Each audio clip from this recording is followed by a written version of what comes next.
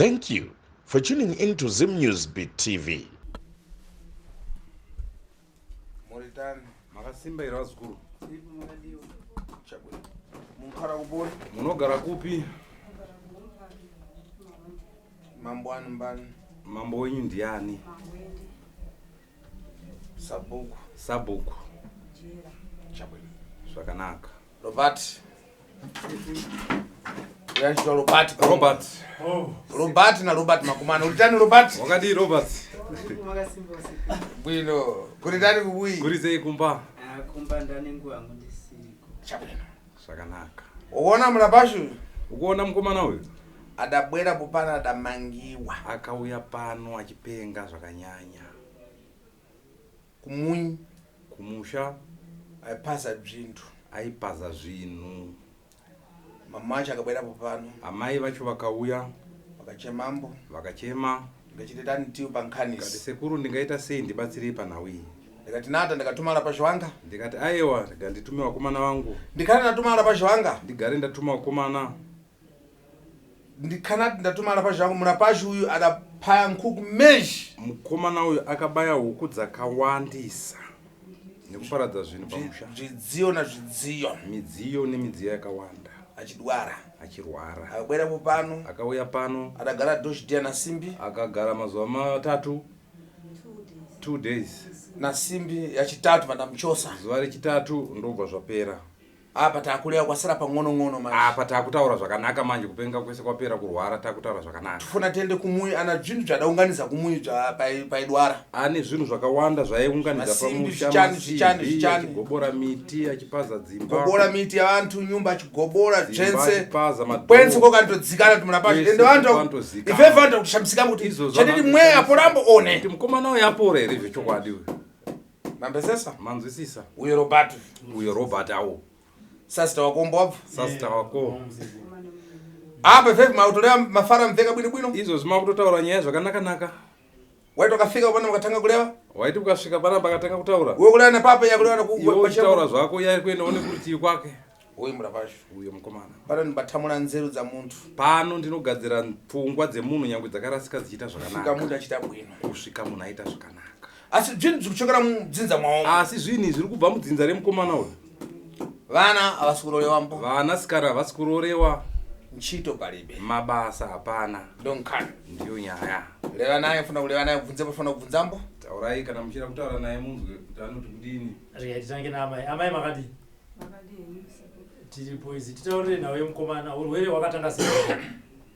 Urwere hwakatanga abirwa. Ane chimunda chake chemusangano. Saka anga ari ma2 years munda iyoyo. Pakange achifambira mapepa yake. Nekuti wanonzi wanoita kuapply kuti waone wachinyora kuti ndiri kuda kuti ndichengete mahwai nehuku mayuth. Saka kwaienda nako kwacho angasikasvike kuofisi. Kwakazoita umwe munhu akazomuti mari yako yauri kubhadhara yekuti uri kuenda naye kuofisi haisi kusvika ba. Saka chirega tiite sei? Tikusvitse dai waenda naye nhengi sezvamakaita dai waenda nekuyo. Unosvika kuofisi. Wanouya vachitora vanoiti bichi vanoiti chi? Yekutarisa munda wacho kukura kwawakaita GP chimero. Wanouya vachiasesa munda wacho uona kuti unokodzera here neproposal yavo kunyora yacho kuti uone kudini kubudirira. Saka iye akaenda nekuno umwe bva asvika kuofisi. Uyerenzi bva wauya kubva watora munda uye measurement yacho. Watora measurement munda wacho. Wanzi unozoteera neamwe mapepa kwamureva tobhadhara $35 after wanga chiri chipiri chitatu chacho. Unozouya wobhadhara kwamureva $35. Uona kupiwa pepa rinokusapota kuti zvipinda mukombiyuta. Changa chiri chipiri chitatu bva ati ndakuenda kugadheni. Uri musi wa6 musi wa8 akangoenda zve1 hour. 1 hour yakangopedza rugadheni iyoyo. Ndakaona acho yachimhanya achiti mai mari yese yato double key dzapwanywa padhumadho yangu ese kitchen nebedroom. Saka zvatorwa zvinhu zvangu zvakati wandei, masutu, hembe dzekupfeka zvakatoti wandei. Saka handina kana mari, nemari 35 yanga iri mumba yekuti ndiende naye kwamurehwe iye handisina, nekuti iye handandinaye mumba ndakabhadhara dhiziri, handimoziva transport inoda kana sekuru ndikaenda nawo ndofana kudira ndakabhadhara mari handandinayo. Saka handina mari, ndikati amba mune $11 chete. Saka chitora mari iwe kuti unozokwanisa kukwidza mapurisa pamwe vanenge pasina mari. Akaenda kumapurisa kuya, asati aenda pandafonera chairman womusangano. Haro chairman, akati halo. Ndikati kuno ndozvaitika, zvikanzi munhu wacho mambata. Ndikati hatina kumuona, hapana azikana. Ndikati hana kuzikana. Zvikanzi nachairman inokora itsoka. Ndikati ndikanokora tsoka ndozodii naye, zvikanzi ndozvandingokuudza inokora itsoka. Ndobva tangonokora tsoka iye. Muchauya here? Ndinouya. Kubva ipapo ndakaramba ndichimufonera chairman, hana kumbobva azombouya pamba. Ndokubva uya amhanya kumapurisa kwacho. Kwakuma 12. 1, 2, 3 haangauyi. Village yaungana yakuti uri kudoka, toda kugadzira door kuti muone kuita sei, uone kuzopinda mumba pekurara. Saka chiuya, ndopokuchiuya mukomana uya akati pane mota dzaibuda kuenda marondera, mamotobheki aripo, wakuti iwe nyaya yako haikoshi. Nyaya iri kukosha ndeyekurindeni kune vanhu vaurayana ikoko. Saka yako iwewe tinozouya mangwana. Kubva ipapo kwakaita 2 weeks vasina kuuya mapurisa. Saka day 1 iye aimuka everyday achitarisa zvinhu zvake zvakabiwa achinyora papepa. Ndopaakaona maraini 2 asi. But maraini anogona kuzonopaza munhu. Akaba pano uyo ndonzi ndini ndadini ndakapaza. Saka ndakuenda kunovharisa maraini yangu kuEconet. Saka maini mari iye ndinayo. Handina kuishandisa isi. Ndikati alright, ndakudzika kugarden kunopupura kunobvisa chibage mugarden. Zvikanzi yewe ndokudzika kugarden nemwana wake. Ini ndokuchienda garden kuyo. Iye ndokutosimuka achiti inini ndarota mama kwauya vanhu vakawanda, ndabva ndazonzwa kuti mapondiwa muri kugarden nekuti aingorota zvinhu zvinoitika. Vandati manje ini handiregeri kupupura chibage, ndinotoenda mwanangu. Iye bva ati alright. Paakangosara ipapo ndokubva ageza, ndokutora mari yake yebva abika nzungu dzake nyoro nembambaira, vasiya mupoto, aenda parodi paya. Saka parodi paya ndo pane musika wedu, pamacheke 10 kilometers paya, ndo pamusika wedu. Iye akakwirira pamujakaranda. Wakadzi wepamusika wayo waone mapurisa asvika nesantana akati, tiri kuuya kukudzidzisai kuti kana mukenge maita nyaya munofanira kukurumidza kuripota. Wati munoda nyaya yakaita sei? Zvikanzi any case. Zvikanzi ko case yekwateta iyi muchaita sei nayo? Wakadzi wemusika. Wakapazirwa double key chichisa, wakatobika netii wakamwa, asi vanhu vacho havana kuzikana, asi akauya ikoko hamuna kumubatsira. Saka munoda case yakadii? Wakadzi wemusika. Waita hovhiyo nemapurisa. Iye achibva abudikira umachi padhuze nepamusika paya. Akumisa lift kuda kunovhurisa maraini yake kupi? kuEconet nekunetwork kumarondero. Bvanzi uyo mukomana wacho ndokubva wamudaidza kuti uya kuno mukomana. Bva waenda. Vati toda kuenda kunoona kumba kwako kwakapaza. Vakati 2 weeks mafoto yandaiwana mufoni tatodhirita. Muchaona evidence yacho hakusisina. Kuna chiripo chamungaone ikoko. Vati ubva wamanikidza kuenda naye. Ndokubva waenda. Saka ukumba kwangu ininiwo kwanga kune ziraino zibhutsu rakareba raiuya everyday kubva paabirwa paya. Ndofunga ida kubanga. Saka pamapurisa yanga aripo 2 wacho, umwe mujaindi wane ziraino rakadaro. Umwe wacho wane diko bhutsu yakafanana yakapasa pamba pake, munoziva zvomunhu anga akurwara. Iye abva azvibatanidza. Kwakusvika mumba kwakuti bika ichi, kana mukuda kudya nzungu idyai nzungu, iye wakudya nzungu dzino. Umwe achitotora mbambaira achitodya, iye bva ashuta ipapo. Ndopakatangira nyaya. Ini ndiri kugarden ndingodzi mafoni wakadzi wepamusika. Atobva abatana nemapurisa ndimwe akapaza pano. Iye raini ndiri kuya everyday kumba kwamai. Pazvatotangira ipapo ndo matangire ekurwara kwaakaita. Ini ndakungodzibva ikoko manyai muye kuno mafoni ese vanhu vakungofona. Ndichidaira iyi chinyarara iyi, chidaira iyi ndichinyarara iyi. Kwakutonzi uyai mwana wenyako kurwara. Kuchasvika mwana haachatobatiki. Akutondibata ruoko ngatipinde mubhazi netsvina yekugarden munoiziva. Kwakutopinda mubhazi kuenda kuvharisa maraini yayo. Hoi nemarondera ese. hazvichatokwanisi. Takazosvika kumba kuma 10 dzeusiku ndakutobatsirwa nevanhu maronda kuti ndidzoke naye. Saka dzatokwana 8 months muchidimu sekuru chobara. 8 months Dzatokwana 8 months. Achirwara kudaro. Robert Achiita on and off sezvaaita zvinge zviri nani, maprofita enhema achitora mari. Ichinzwiyai kuno woita on and off, woita unge astable kudai. Zvikasimuka kudzimara ndaakurara musango. Ndopandakafona kuchichema pamberi pangu. Ndikati ndofawo here mwana wangu, ofawo here sekuru muriko? Ndibatsire iwe inini. Murombo haazi munhu here, akati uya ndini hama yangu. Pandauya sekuru ndiwari kundibatsira pamwana wangu. Saka wari kuti tiende kumba tinogadzirisa zvakaitika kumba zvakaitwa nevavengi. Ndinotodzoka futi kuno ndombogara naye, iwe wodzoka kumba. Saka ndiyo nyaya yandinaye pano. Ndikurendedzerawo muchidimu sekuru. Zvimwe zvandinozoitawo ndichifunga ndinogona kungopota ndichitaurawo. Ndopakatangira zvinhu. Yes, Robert. Uripo. Uri kupya? Andiri kwa sekuru. Sekuru ani? Kanengo. Kanengo. Zvatiita. Andititika. Uri kuziva kuti wakwaya sei? Ndozviziva ndakapfeka kajini kangu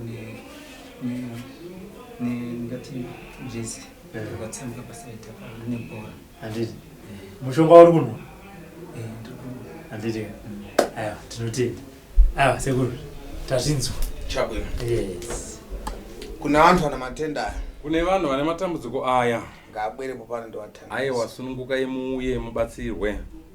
Zvimare Zvindipere. Padabwera popana. Paakauya pano. Kana mupumura pachi pomwana angana matenda mamwe. Pane mukomana futi zvakaranga ine dambudziko irori. Atopora achitosudzuka kupita kwavo. Izvozvi zvakatoenda kumba kwavo. Matenda andibadziwa kumarapa. Matenda aya ekurasika njere ndinokwanisa kumarapa. Ndichadii chimwecho. Ende ichokwadi ichocho. Kuti muntu udziwe kuti nchite kumenywa nziwa tani. Kuti munhu uzive kuti basa riri kuitwa unoziva sei. Unoona na nchito nakupora kwa vantu. Unoona nebasa nekupora kwavanhu. Kuti nchite kumenywa. Woziva kuti basa riri kufamba. Ukachita dzoipa. Ukaita chakaipa. Zvingunudza kufamba. Zvinokwanisa kukasira kufamba. Zvakanakambo zvinonoka kufamba. Zvakanaka zvinonoka kufamba. Sesa Manzwisisa. So tifuna tiende kumui. Saka tinoda kuenda pamusha. Tigase zvense zviva mui. Tigadzise zvese zviri pamusha. Todzoka naye pano. Todzoka naye futi zvakari pano. Porambo. Wopedzeswa kurapwa. Uzoenda zvachemba sachiripo pano. Usunungurwa zvake woenda asi izvi zvipari zvino achiri pano. Kufika zvachita bwino. Kusvika zvafamba zvakanaka. Ndo mafara yanga. Ndiwo mashoko aripo. Chabwino. Thank you for tuning in to ZimNews TV.